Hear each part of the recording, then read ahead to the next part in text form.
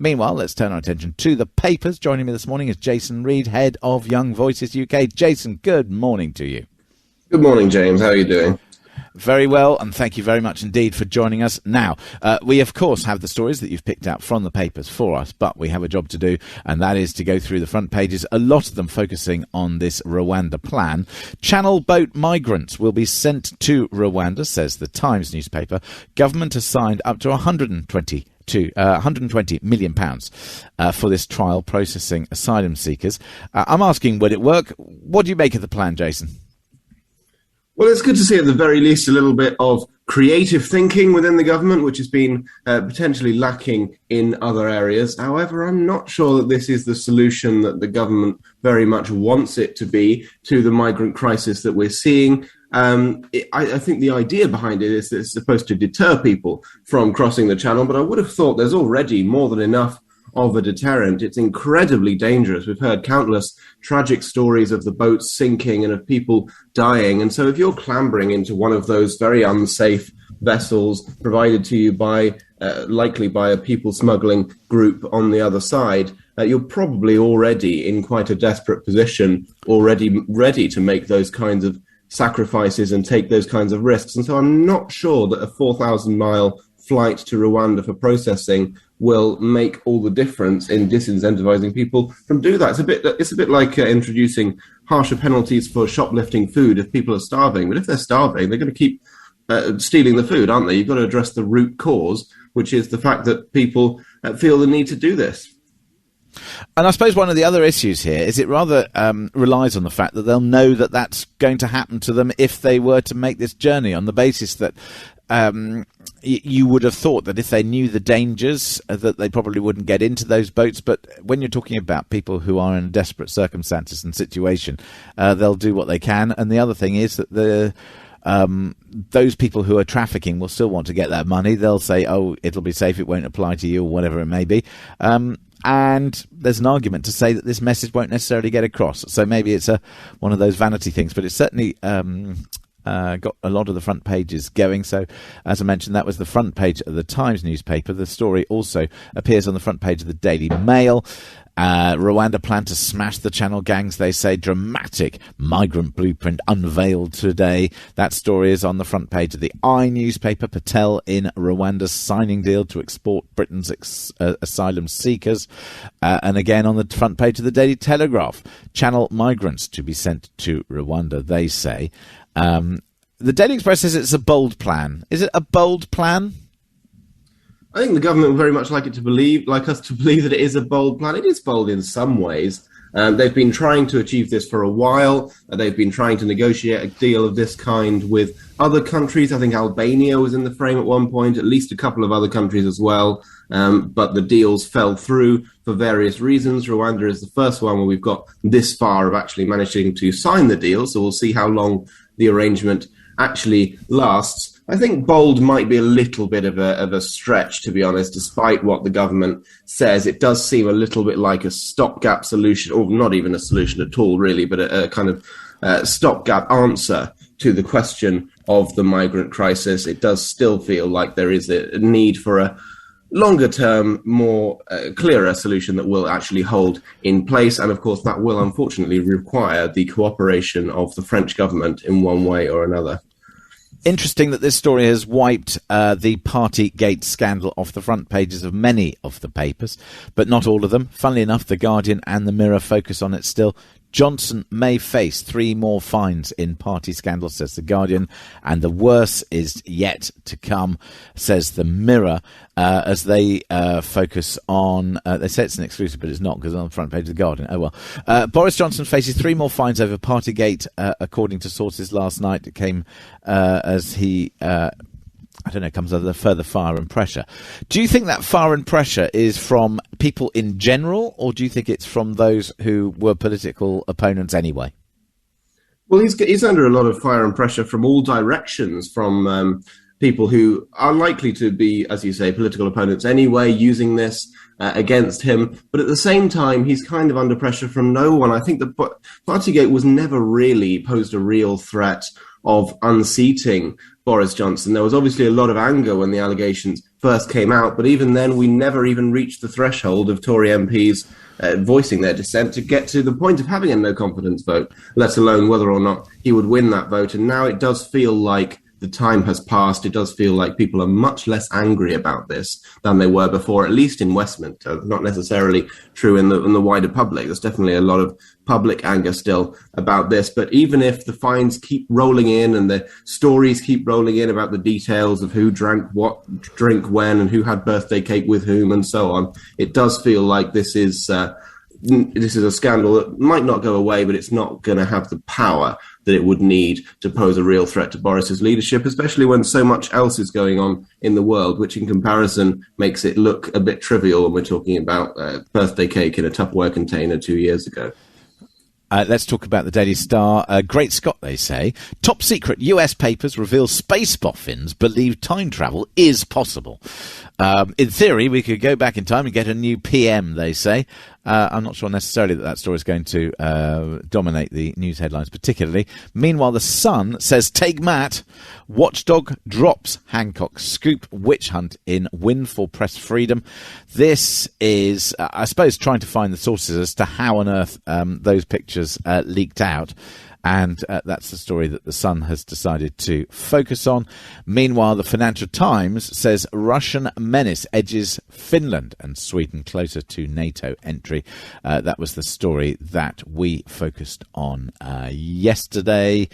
Just picking out, though, the story that you have picked out for us first, Jason, which relates to Lord David Wolfson. It does reach the front page of the Metro, but it's also in today's Telegraph. Lord David Wolfson becomes the first minister to resign over Boris Johnson's Partygate fine. Do you think this is kind of the only person who's going to show any sign of contrition over this? Well, it is, as you say, the first resignation that we've seen over Partygate. I still feel as though we are very much at the end, the tail end of the Partygate scandal, rather than about to enter some big new chapter. And so the big thing that might change that, of course, is if there is a high-profile resignation. So if somebody, for example, like the Chancellor Rishi Sunak were to resign, that would breathe a huge amount of new life into this disagreement that's going on and pile a huge amount more pressure onto Boris Johnson and renew all those conversations about his future in office. But the resignation of Lord Wolfson, as important as he is, I don't think it's large enough to precipitate that kind of response. There might be one or two other junior ministerial resignations of this level, but it does seem unlikely that there will be some flood of people leaving the government because their conscience won't let them stay and continue serving under Boris, because, as I say, the anger just isn't there at the moment.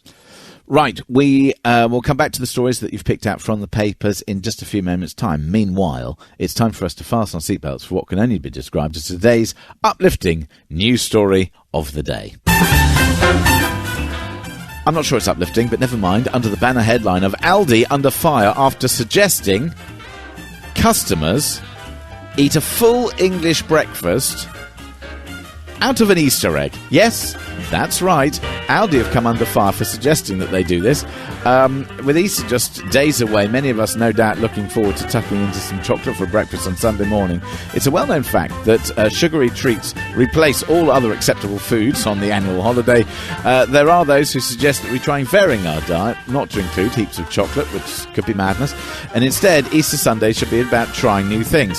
So Aldi have suggested that they think it would be a good idea. Their supermarket, they've been roasted online for this somewhat baffling suggestion, whether or not it's just a load of old PR puff or whatever. Aldi have also suggested drinking tea out of an Easter egg. Is there any reason why you would do this? I mean, out of all the things that you could possibly do with an Easter egg, that is probably the last of my thoughts or suggestions.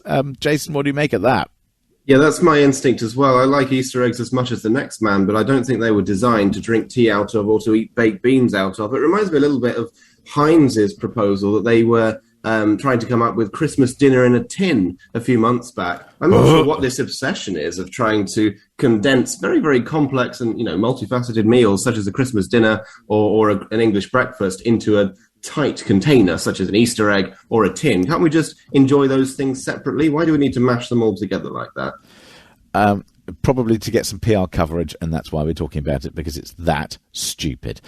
Anyway, hang on a second. Aldi even included Heinz in the conversation as the company famed their famous baked beans, and joked that they would release a special edition tin of salted caramel beans that would be a perfect accompaniment to the chocolate egg. Sounds absolutely revolting. There we go. Jason, we come back to your stories in a few moments' time. This is Early Breakfast here on Talk Radio at 16 minutes past 6. Breakfast. Meanwhile, back to Jason. So, Jason, let's talk about Germans. We know that they have had a very significant reliance on Russian oil and more to the point, gas. They're changing their plans for power, aren't they? They are. We've seen, it's in the Times this morning, there's a huge uptick in the proportion of the German public that is in favour of prolonging the lifespans of the country's remaining nuclear reactors. It's more than half of the German public is now in favour of that.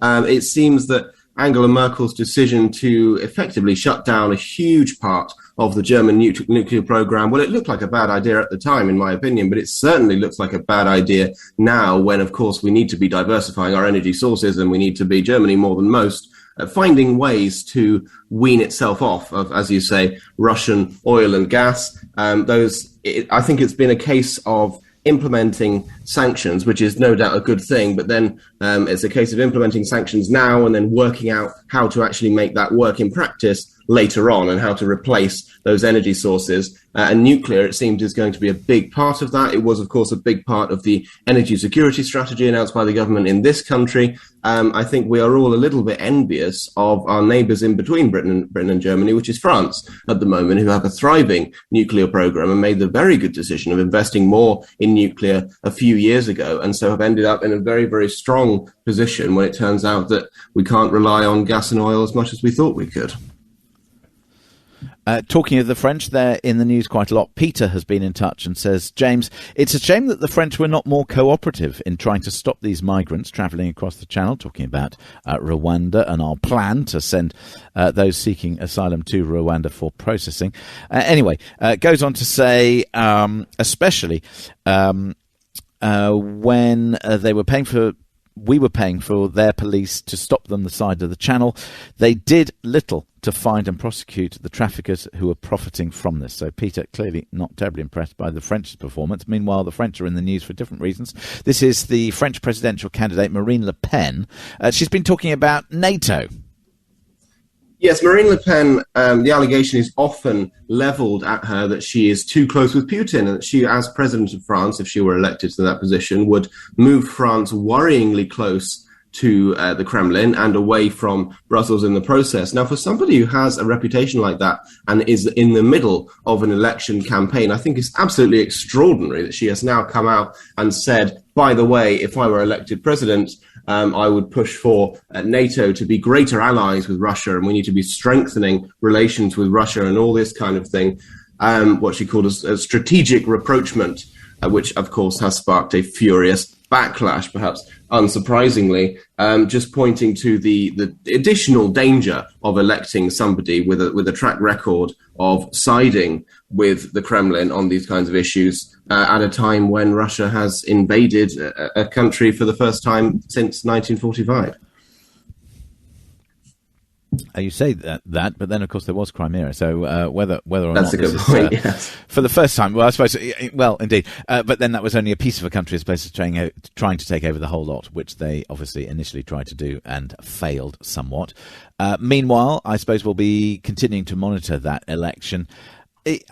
I don't know. People seem to give Marine Le Pen a little bit more sort of credit or possibility of becoming president than maybe what normally happens in France, which is that there's this close runoff in the first round when there are a number of candidates, and then everybody says, "Oh, it's very close."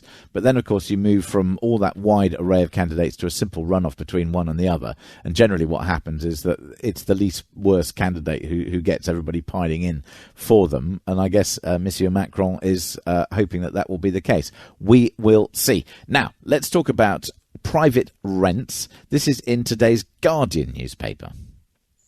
Yes, as if there weren't enough wasn't enough difficulty caused by the cost of living crisis and all the non-stop stories we're hearing about the cost of food going up and the cost of clothes and the cost of fuel and all the rest of it, it turns out that now rents are subject to rising costs as well. Research suggesting that rents are jumping by 14% a year in London and by 19% elsewhere in the country, such as in Manchester, which is it's the first time the average annual growth outside of London has exceeded 10%. We're now over £1,000 a month on average. And so this is just going to put the squeeze even more on struggling households, struggling families who are living on the breadline and struggling to make the ends meet and pay all their bills when your rent payment is going up as well. And so just, I think, points to the underlying message that we've heard a lot over the last few weeks, which is that we need a lower tax pro-growth Tory government rather than a government that is going to increase national insurance and increase the tax burden on top of all the additional cost burdens that families are now facing because of the inflationary and cost of living crisis. But do you think this is another example of unintended consequences coming to hit us, that government thought that they were doing the right thing by imposing further tax on buy-to-let landlords because they said, oh, you know, this is pushing up house prices because of demand, various other things. And in fact, they've done the reverse, because what they've done is they've shortened the supply of private rented accommodation in the United Kingdom. If you shorten supply, inevitably prices will rise, combined with the fact that if you tax people more, then they'll look for the net return. And that's exactly what's happened. And until or unless somebody understands, you know, how this works, it's going to be a problem. Just very quickly, let's talk about another story that you have, which is talking about dogs and what we should feed them, which appears in today's Sun newspaper. Yeah, this is an incredible story. It suggests that dogs who are fed a vegan diet might actually be healthier than other dogs. I'm a little bit skeptical about this for a number of reasons. I think that it might just be the fact that people who are choosing to put their dogs on a vegan diet, perhaps they are not in a particularly financially precarious position, to put it gently. I don't imagine there's a huge market for cheap and cheerful vegan dog food. And so it might just be that it's a bit more upmarket. And so that's why the dogs end up healthier. But either way, veganism, I think, is the future. We're all going to be eating lab-grown meat before long, and dogs are feeling the benefits as well as vegans today. So good on them. Right. Well, I'm so glad that you're supportive of that. I think I'd much rather have a nice, juicy, delicious steak. But there we are.